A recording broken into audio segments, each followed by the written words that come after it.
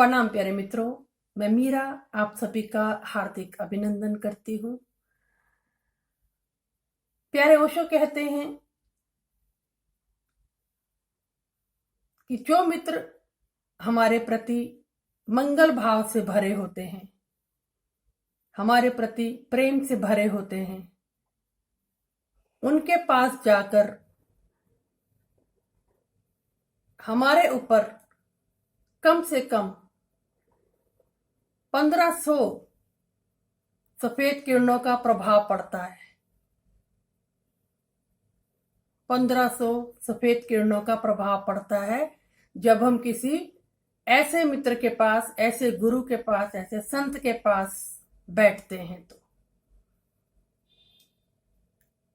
वही हमारा आनंद बनता है। हम कहते हैं ना, कभी कभी जब किसी के पास बैठते हैं या बात करते हैं तो कह उठते हैं, मजा आ गया आपसे बात करके, मजा आ गया आज इस संत से मिलके, इस इंसान से मिलके। वो मजा क्या है, वो 1500 किरणों का जो रेंज आपके ऊपर बरस रही है, उसकी ऊर्जा की, उसका मजा है। और उसके विपरीत है जो मित्र हमें प्रेम नहीं करते हैं, हमारा मंगल नहीं सोचते हैं, हमारा बुरा सोचते हैं, उनके सानिध्य में जब हम बैठते हैं या उनसे बात करते हैं तो हमारा मन भारी होने लगता है, हृदय कचोटने लगता है, दम सा घुटने लगता है। और साइंस कहती है कि उस समय हमारे ऊपर कम से कम 1600 किरणों का प्रभाव हमारे शरीर और मन पर पड़ता है।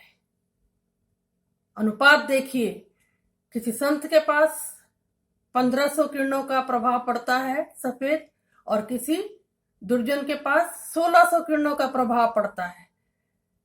यानी कि दुर्जन की जो शक्ति है वो ज्यादा हानिकारक है। तभी हम किसी ऐसे इंसान से जब बात कर लेते हैं या उसके पास बैठते हैं जो हमारे लिए नेगेटिव है, तो हमें बड़ा तनाव सा महसूस होता है।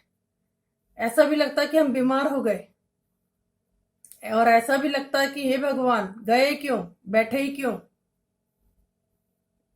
तो हम इतने संवेदनशील हैं कि हमारे ऊपर हर चीज का प्रभाव पड़ता है। इसीलिए कहा जाता है कि अच्छी संगति का चुनाव करें, अच्छे मित्रों के साथ बैठें। अगर आपको अध्यात्म में ऊपर की ओर जाना है, अपनी ऊर्जा को मूलाधार से सहस्त्रार की तरफ ले जाना है, तो आपको अच्छे मित्रों का चुनाव करना होगा, अच्छी संगति का चुनाव करना होगा, वरना आपकी ऊर्जा तहस नहस हो सकती है। यानी कि हम ऊपर चढ़ने की बजाय नीचे भी गिर सकते हैं। ठीक है, मेरी बात को मनन करना और इससे सीखना कि आपने अपने जीवन में क्या लक्ष्य दिया, क्या ट्रैक दिया, किस और बढ़ना है।